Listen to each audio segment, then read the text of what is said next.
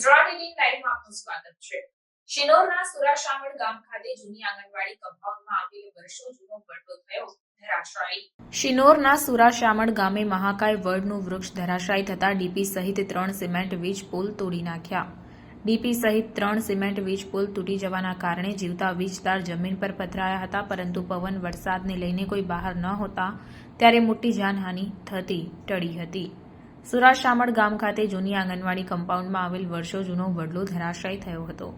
વડલો થાંભલાના વીજ તાર પર પડતા તાર ખેંચાઈ જતા ડીપી સહિત 3 સિમેન્ટ વીજ પુલ તોડી નાખ્યા હતા।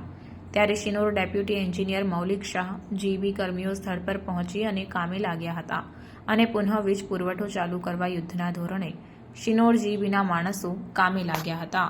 કાલે રાત્રે વાવાઝોડા સાથે જે વરસાદ આવ્યો હતો એમાં શિનોર માલસર રોડ ઉપર સુરાશામળ ગામે જૂની આંગણવાડી પાસે વડનું મહાકાય વૃક્ષ જે હતું એ ધરાશાયી થયું હતું અને અમારી વીજ લાઇન ઉપર પડ્યું હતું, જેના કારણે વીજના તાર ખેંચાઈ ગયા હોવાથી અમારું ડીપી સ્ટ્રક્ચર અને પોલ તૂટી ગયા છે, જેની કામગીરી હાલ ચાલુ છે અને તત્કાલ પાવર સપ્લાય ચાલુ થાય એ પ્રમાણે કામગીરી કરી આપવામાં આવશે।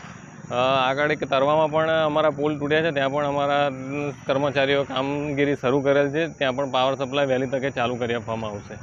તમારું નામ? મૌલિક શાહ, ડેપ્યુટી એન્જિનિયર શિનોર।